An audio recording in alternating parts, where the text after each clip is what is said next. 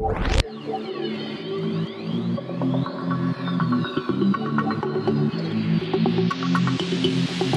bonjour à tous, on se retrouve dans cette vidéo du lundi 7 février pour parler ensemble d'analyse des crypto-monnaies. Donc aujourd'hui on va regarder ce qui se passe du côté du BTC, de l'Ethereum, du VET, du Link, du DOT, de l'ADA, du BNB et du XRP. Alors on voit que le marché aujourd'hui, il repart dans le vert avec un BTC à plus 2,61%, l'Ethereum plus 1,86%, et puis de belles surprises aujourd'hui du côté de l'AVAX plus 7%, ADA plus 5,14%, XRP plus 15%. Alors je sais pas vous, mais la semaine dernière, je voyais quasiment tout le monde parler des 30 000 $ sur le BTC, tout le monde le voyait rechuter et repartir vers le bas. Alors que nous, la semaine dernière, on identifiait 7 Kijun ici qui faisaient office de support.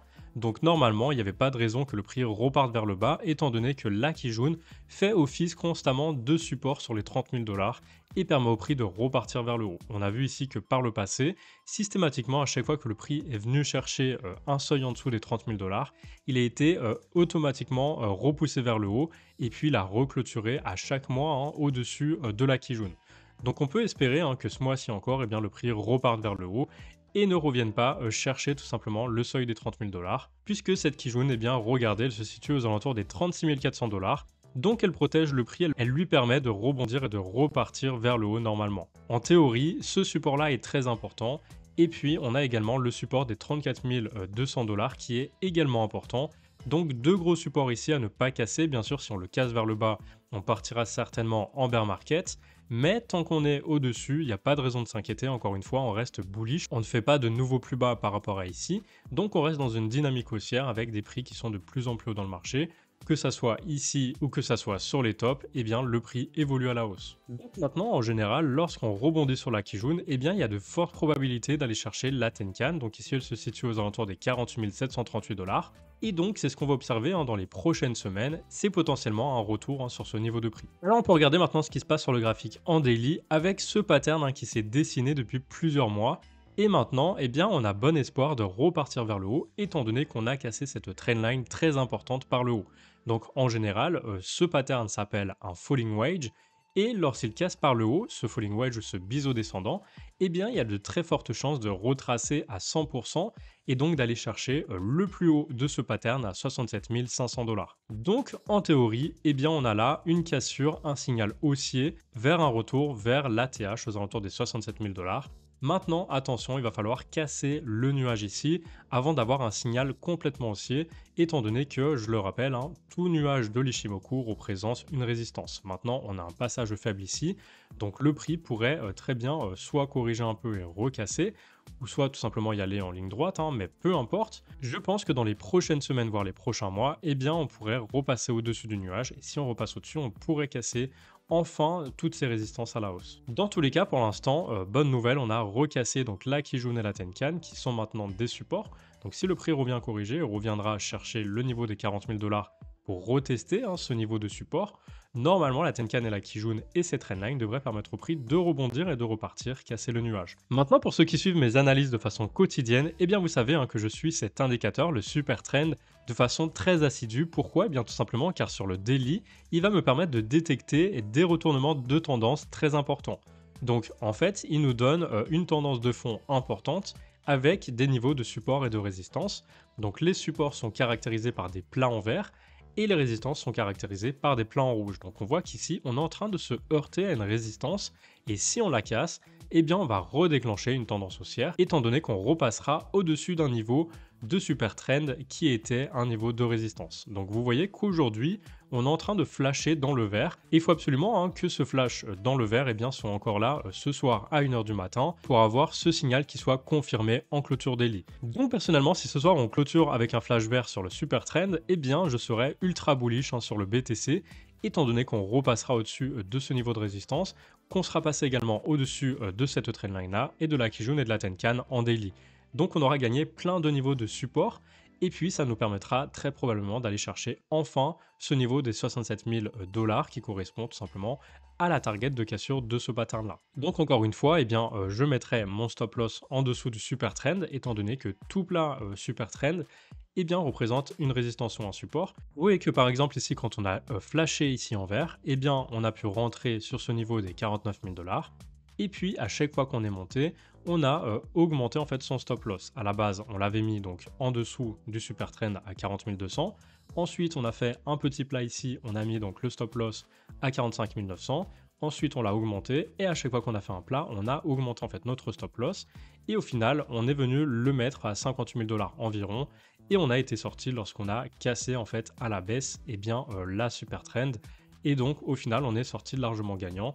On peut calculer d'ailleurs le gain avec le super trend en prenant tout simplement un intervalle de prix, en le positionnant à l'endroit de flash et puis en le mettant ici aux alentours du plat super trend. Et donc ça nous donnait du plus 18,35% sur ce petit mouvement ici. De la même façon, on aurait pu rentrer dans cette tendance baissière suite au flash ici en rouge. Donc on aurait pu rentrer ici à la clôture de cette bougie. Et donc si on suit avec un stop loss cette tendance baissière en mettant à chaque fois au-dessus des plats, on n'a jamais été touché puisque vous voyez que le prix n'est jamais allé au-dessus. Et donc, normalement, on est sorti ici d'ailleurs, aux alentours des 24,54%. Donc, encore une fois, ça fait un beau gain lorsqu'on sort de cette super trend là. Donc, encore une fois, pour moi, cet indicateur super trend est très très pertinent. Et c'est pour ça que j'attends avec impatience la clôture de ce soir, parce que si c'est ça, eh bien, on va pouvoir surfer sur la hausse. Et normalement, voilà, il y a très peu de chances qu'on aille invalider ce signal. Si on repassera en dessous des 36 000 $, bien sûr, on invalidera. Mais dans l'immédiat, je pense quand même qu'on devrait aller casser tout ça, étant donné qu'on a plein de signaux haussiers ici. Alors pour terminer avec le super trend, eh bien vous voyez que j'ai fait une simulation sur les précédentes années. Et vous voyez que par exemple, en 2017, eh bien, le gain avec un super trend était de plus 132%. Ensuite, en 2018, malgré le bear market, il était de 14,82%. Ensuite, en 2019, plus 104%. En 2020, plus 51%. Et en 2021, plus 198%. Donc le super trend est positif sur toutes les années, avec en général du 100%, voire du 200% quasiment. Donc là j'avais pris avec un exemple de 1000 $. Si on était rentré avec 1000 $ en 2017 qu'on avait mis sur le BTC et que donc on avait profité du super trend, petit à petit on arrivait à une somme de 24 700 $ en 2021. Donc ça fait du x24 et sur le BTC c'est énorme, contrairement à d'autres crypto-monnaies qui ont explosé bien sûr de façon plus importante. Mais ici c'est toujours beaucoup mieux qu'un simple livret A ou qu'encore les marchés traditionnels. Allez, donc à plus court terme, en H4 on a le BTC qui évolue dans une tendance haussière. Donc elle est haussière parce qu'on fait des plus bas de plus en plus haut et des plus hauts de plus en plus haut également. Et donc le prix il évolue au-dessus de la Tenkan, de la Kijun, du nuage avec la Chikou-span qui valide le mouvement puisqu'elle est vraiment dégagée de tout obstacle. Donc en théorie, le prix devrait pouvoir aller chercher une target de cassure de ce pattern puisque comme vous pouvez le voir, on a cassé une trendline ici intéressante. Donc j'ai relié tout simplement les points précédents du marché entre eux, donc les plus hauts. Et du coup, ça nous donne une cassure de pattern par le haut. Alors, est-ce qu'on fait un fake out et on va réintégrer ou est-ce qu'on va rebondir et vraiment recasser à la hausse? En tout cas, le trade se prend étant donné qu'on peut positionner un stop loss en dessous de la précédente mèche ici à 40 760 $. Et du coup, ça nous donnera un ratio très intéressant parce que vous voyez qu'on est très serré par rapport au prix d'entrée si on rentre par ici et qu'on vise donc les 47 500 $, ce qui correspond à la hauteur du pattern reporté à l'endroit de cassure. Bien sûr, on peut toujours réintégrer, donc attention, mais le trade se prend et est très intéressant. Maintenant, si on est réintégré et qu'on rebondit et qu'on casse le nuage par le bas, il y aura de fortes probas de casser par le bas ce pattern et d'aller chercher le niveau des 34 800 $ environ. Bien sûr, ça sera à ajuster en fonction de l'endroit de cassure. Ça correspondra à la hauteur du pattern reporté à l'endroit de cassure. Donc on va surveiller ça dans les prochains jours et je vous ferai une mise à jour bien sûr sur Twitter en temps réel. Si jamais on confirme le pullback ici, pour l'instant on attend bien sûr de repartir, casser les 43 000 $. L'Ethereum, c'est la même chose, il est en tendance haussière. Maintenant il fait des plus bas de plus en plus haut et des plus hauts de plus en plus haut. Donc on est dans une dynamique haussière qui s'est installée sur le moyen terme. Et maintenant, on a cassé un pattern par le haut, donc ça a engagé deux targets. La première, c'est la petite target, ça correspond à cette hauteur reportée à l'endroit de cassure. Donc normalement, on devrait aller chercher au minimum les 3128 $. Maintenant, la plus grande target, c'est celle-ci. C'est la hauteur donc à l'entrée du pattern reportée à l'endroit de cassure. Ça nous donnerait un retest des 3238 $. Maintenant, à plus long terme, l'Ethereum, lui, n'a pas encore cassé par contre sa trendline ici. Donc on va attendre bien sûr qu'il casse la trendline. S'il la casse, ça donnera une dynamique haussière étant donné qu'on va casser une tendance baissière de plusieurs mois. Donc en théorie, on devrait pouvoir, si on casse bien sûr cette trendline, repasser au-dessus du nuage et si ça a lieu, on ira chercher une target à 4029 $. Ça correspond à la hauteur de ce pattern, hein, qui est un pattern d'élargissement descendant, reporté à l'endroit de cassure. En général, il y a plus de chances de casser ce type de pattern par le haut, parce que c'est un pattern de retournement. Donc normalement, on a regagné la Kijun, la Tenkan en support, ça devrait nous permettre de casser cette trendline par le haut. Bien sûr, le mieux c'est d'attendre la cassure du nuage, étant donné qu'on a toujours la Chikuspan qui peut ralentir, hein, ce mouvement, et puis même provoquer une correction sur la Kijun avant de repartir. Donc bien faire attention, attendre tout d'abord la cassure de la trendline et puis du nuage si on veut vraiment sécuriser son entrée dans le marché. Du côté du VET, eh bien c'est très simple. Tout d'abord, on a cassé ce petit triangle par le haut en H4.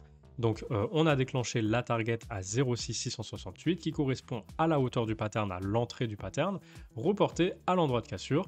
Donc ça c'est fait, on a cassé et maintenant on est en direction de cette target, on devrait y aller sans trop de difficultés, étant donné qu'on a la Tenkan, la Kijun en support avec cette trendline et le nuage, et que la Chikuspan est dégagée de tout obstacle. Donc en théorie c'est bon. Maintenant, à plus long terme, eh bien, qu'est-ce qu'on a? Alors on constate tout simplement un biseau descendant dont le pattern pour l'instant est en train d'être cassé aujourd'hui à la hausse. Donc si on confirme cette cassure et qu'on repasse au-dessus de la Kijun, on ira déclencher une target qui correspond tout simplement au haut du pattern aux alentours des 0,17. Donc ça serait une bonne chose pour un retour à la hausse sur ce pattern. Maintenant attention parce qu'on peut toujours être rejeté par la Kijun, réintégré et aller chercher le bas du pattern vers les 0,04.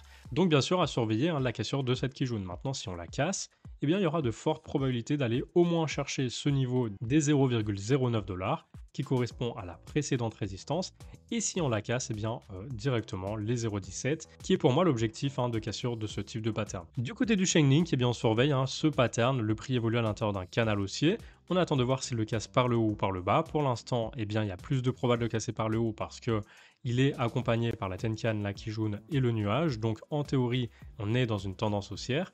Et on a du coup deux multiples supports, hein, ici qui devraient permettre au prix de repartir vers le haut. Donc si on casse par le haut, on prendra la hauteur du pattern, reporté à l'endroit de cassure, ça nous donnera du 22,73 $. Et si par contre on est amené vraiment à être rejeté ici, qu'on casse la Tenkan, il y aura de fortes probabilités d'aller chercher le bas du pattern.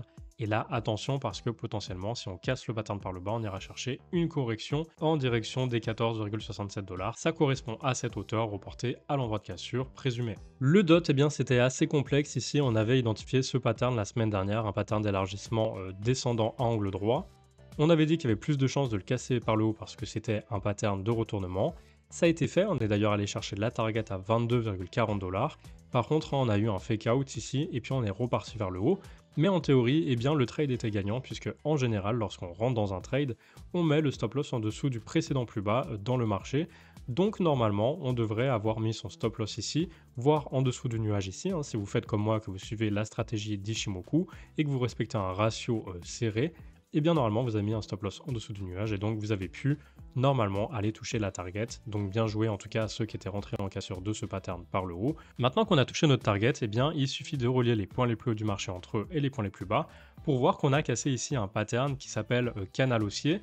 Et donc on a effectué un pullback sur le haut du pattern avant de repartir vers un nouveau plus haut.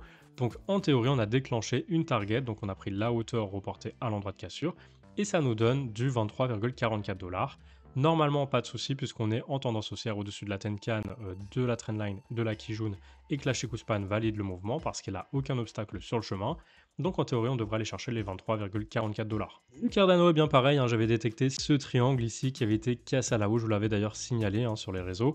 Et donc la target était à 1,15 $ et vous voyez qu'on l'a touché avec précision ici avant d'être rejeté. Finalement ça a travaillé un peu puis c'est reparti à la hausse. Donc bien joué à ceux qui étaient rentrés à la cassure de ce pattern. Normalement vous êtes gagnant parce que on n'a pas fait de point plus bas ici par rapport à ici. Donc en théorie, eh bien c'était gagnant. On avait fait tout simplement un pullback sur le haut de cette runline ici, hein, comme vous pouvez le voir, un rebond avant de repartir vers le haut. Donc maintenant on peut supprimer tout ça et tracer un nouveau pattern. Encore une fois, on prend les points les plus hauts du marché entre eux, donc celui-ci et celui-ci. Et ça nous donne tout simplement un pullback ici, hein, qui a été fait, et puis c'est reparti vers le haut. Donc maintenant je relie les points les plus bas du marché entre eux, et de cette façon je vais obtenir un pattern, donc un triangle, qui a été cassé par le haut encore une fois, et donc qui nous donne une nouvelle target de cassure à la hausse. Donc pour cela je prends la hauteur à l'entrée du pattern, et de cette façon, je prends cette hauteur que je reporte à l'endroit de cassure et ça nous donne une target aux alentours des 1,25 $. Donc en théorie, on devrait aller chercher cette target étant donné que le prix, eh bien, il est en tendance haussière au-dessus de la Tenkan, de la Kijun qui font office de support, de la trendline également, et du coup la Chikou-span qui valide le mouvement parce que tout simplement aucun obstacle est sur son chemin. Bien sûr, si on réintègre et qu'on repasse au-dessous des 1,08 $, eh bien on invalide cette target là et puis on ira chercher le bas du pattern aux alentours des 1,05. Sur le BNB, eh bien on a exactement la même configuration ici, c'est-à-dire un triangle de retournement qui a été cassé par le haut. Donc ce pattern eh bien, a déclenché une target à 441 $ suite à sa cassure. Ça correspond à cette hauteur ici, reportée à l'endroit de cassure. En théorie, on devrait aller chercher ce niveau de prix sans trop de difficultés, étant donné qu'on est en tendance haussière maintenant très flagrante au-dessus de la Tenkan, de la Kijun, de cette trendline là, et puis la Chikou-span qui valide le mouvement, rien sur son chemin qui viendrait invalider cette target. Maintenant, si on retourne en dessous de tout ça, aux 389 $, ça commencera bien sûr à être compliqué. On invalidera bien sûr la target et on ira chercher potentiellement le bas du pattern à 370 $. Allez, on termine donc cette analyse par le XRP qui avait cassé ce petit pattern en H4, ça avait déclenché une target à 0,66. Donc vous voyez qu'on a atteint ce niveau de prix avec précision, hein, ça correspondait à la hauteur du pattern reporté à l'endroit de cassure. Et donc le prix est venu stagner hein, d'ailleurs sur ce niveau de take profit pendant un petit moment avant de repartir vers le haut. Donc là, actuellement, on est en train d'aller chercher une nouvelle target de cassure à la hausse. Et pour revoir quelle target on va viser, eh bien, on va tout simplement, comme d'habitude hein, d'ailleurs, relier les points les plus hauts du marché entre eux, donc de cette façon. Et on obtient d'ailleurs une cassure ici. Maintenant, on peut prendre les points les plus bas du marché également, donc celui-ci avec ceci. Et donc, ça nous donne un pattern canal haussier qui a été cassé par le haut. Et si on prend la hauteur du pattern ici, qu'on reporte à l'endroit de cassure, eh bien ça nous donne un objectif de prix déjà atteint en fait aux alentours des 0,75 $. Donc ça c'est fait. Et maintenant, eh bien, pour avoir une idée de où on peut aller, eh bien, il suffit de regarder tout simplement le pattern en daily puisqu'on a un pattern hein, qui est en train de se tracer. Donc de la même façon que sur les autres cryptos, on peut relier les points les plus hauts du marché entre eux et on observe qu'on est en train de tester la cassure de cette trendline très importante. Si on la casse par le haut, on ira chercher potentiellement une cassure du nuage et puis du coup une target à la hausse. Et si on est rejeté, eh bien attention parce qu'on ira rechercher une correction sur le niveau des 0,68 qui est ce plat qui jaune ici qui fait maintenant office normalement de support. Donc on va pouvoir relier les points les plus bas du marché entre eux également pour dessiner le pattern qu'on a actuellement. Donc on voit tout simplement qu'on a un canal baissier et maintenant si on prend la hauteur de ce canal, donc de cette façon, eh bien on obtient notre target suite en fait au report sur l'endroit de cassure. Donc si ça se passe par ici, voilà, ça nous donnera une target aux alentours des 0,94.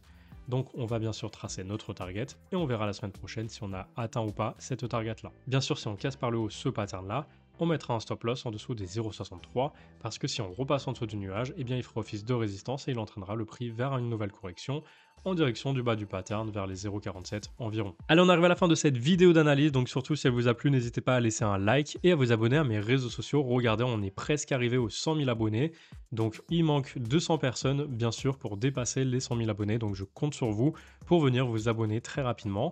Et puis bien sûr, à suivre mon compte YouTube parce que eh bien, je publie mes analyses au quotidien. Sur ce, eh bien, je vous invite également à participer à cet événement qui est organisé par Bybit. Donc si vous vous inscrivez sur Bybit, eh bien, vous allez pouvoir recevoir gratuitement 10 $ que vous allez pouvoir tout simplement investir dans la crypto que vous voulez. Donc que ça soit du BTC, de l'Ethereum, du VET, peu importe, vous allez pouvoir utiliser cet argent comme vous le voulez. Pour cela, il suffit tout simplement de vous inscrire via mon lien de parrainage et de cliquer sur participer à l'événement sur ce lien. Et ensuite, vous pouvez encore avoir 20 $ de bonus si vous faites un dépôt et encore 20 $ supplémentaires si vous faites un trade. Donc en théorie, vous allez pouvoir gagner jusqu'à 50 $ très facilement grâce à Bybit. Je vous invite donc à participer. C'est sans obligation d'achat, il suffit tout simplement de vous inscrire pour gagner 10 $. Allez, sur ce, il ne me reste plus qu'à vous souhaiter une très belle fin de journée. Si vous avez la moindre question, ça se passe dans les commentaires. Et d'ici là, je vous dis à demain pour une nouvelle vidéo d'analyse.